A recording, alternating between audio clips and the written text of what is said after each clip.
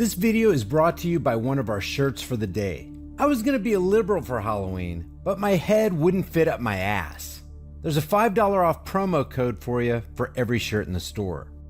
Remember when ESPN fired legendary MLB pitcher Curt Schilling for sharing this meme from Autumn Williams to his private Facebook account about the basic functionality and concept of men's and women's restrooms? After reviewing the post, ESPN released a statement saying, "ESPN is an inclusive company. Curt Schilling has been advised that his conduct was unacceptable and his employment with ESPN has been terminated." In other words, we're inclusive, but we're not inclusive enough to include people within our company that hold and voice opinions we don't agree with, which automatically makes them non-inclusive, right? God, this is so confusing. Schilling's post was accompanied by his own comment, which just happens to line up with logic and truth. And people got butthurt about it. Go figure. He simply said, "A man is a man no matter what they call themselves. I don't care what they are, who they sleep with. Men's room was designed for the penis. Women's, not so much. Now you need laws telling us differently? Pathetic." But that was just too egregious for ESPN. So sayonara, Curt. You can't be included in our super inclusive club. This is libtard idiocy. Now we have ESPN's Robert Lee issue. And the true tragedy of the Robert Lee ESPN story is being missed.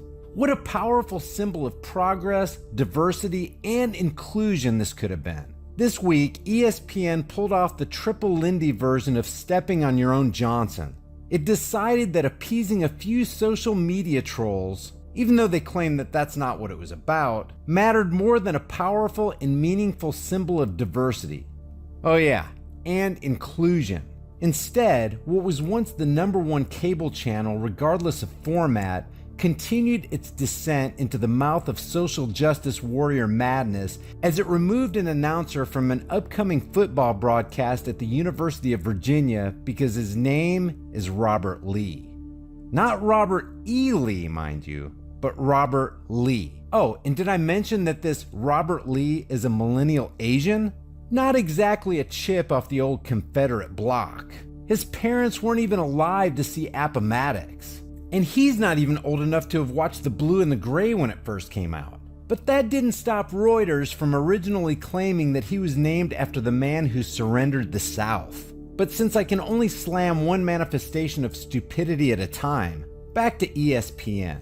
In the wake of the deadly and arguably staged race riots in Charlottesville, ESPN said it made the asinine decision to take Lee off the broadcast because it feared, in the words of ESPN President John Skipper, social media hectoring and trolling.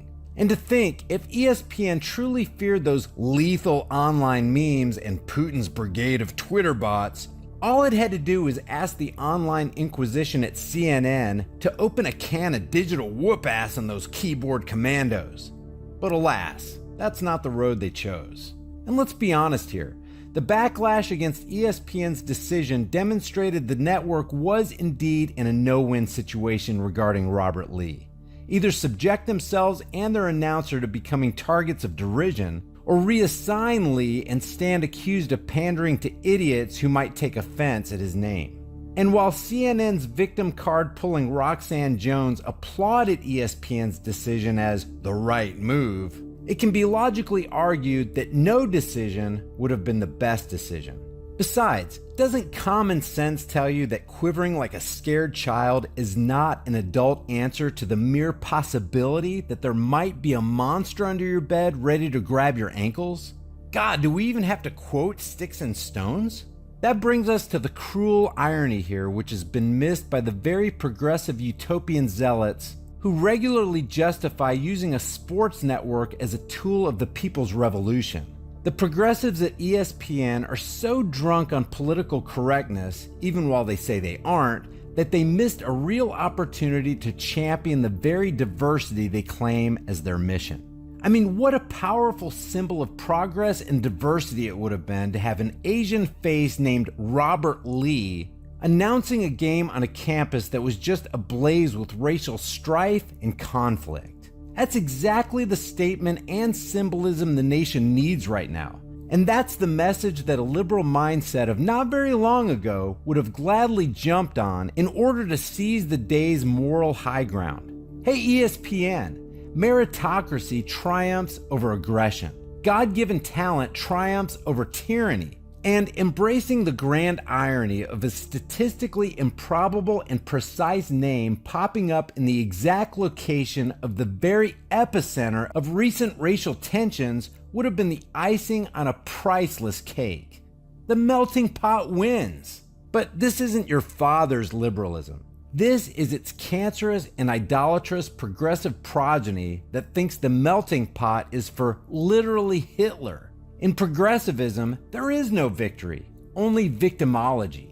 And according to the ESPN brass, Lee himself played the victim card like any true millennial snowflake would. He could have been the one to say, "Hey guys, don't worry, I got this. Names, insults, and jokes don't break bones." And oh, by the way, don't you think you're turning a non-problem into the very joke you insist you're trying to avoid? But that wasn't Lee's response. Instead, he embraced the spirit of the safe space triggered snowflake age. And you know what? It worked. Lee's name ID has greatly increased. And ESPN actually rewarded him with a better game. Pittsburgh and Youngstown State are both better teams than UVA or William and Mary. Steve Kornacki, the irony here is it wasn't an issue for anyone until the statement went out, until that decision was made. Yeah, and I'm trying to even imagine the scenario where it's kickoff time in Charlottesville and there's Robert Lee, looks like about a 30-year-old sportscaster who clearly wasn't alive during the Civil War, is in the booth, and anybody has any objection to that. There was this tweet last night. There's actually an anchor also at the ESPN named Bob Lee. Yeah, spells it L-E-Y. He's been there for a long time. He tweeted last night when this broke. He said, "Rather worried my employee ID pass may not admit me in the AM. Life as scripted by The Onion." I read this story last night, Gene, and we often say not The Onion as a joke for an absurd story. I actually thought it was an Onion story because it went so far. I guess this is the logical outcome of the culture we've created.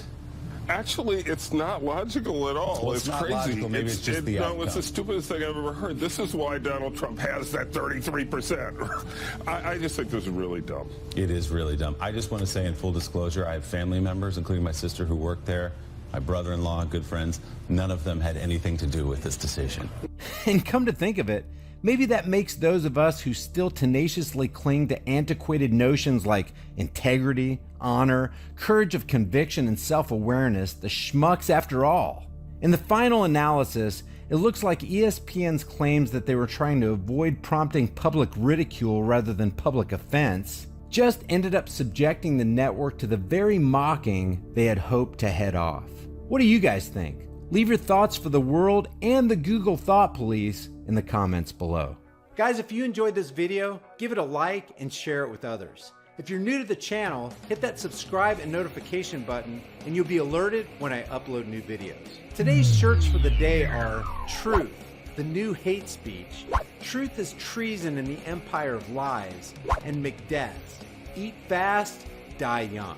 Your $5 off promo code is in a link in the description for you for every shirt in the store. Don't forget to leave your thoughts for the world and the Google Thought Police in the comments section below. I'll see you guys in the next video.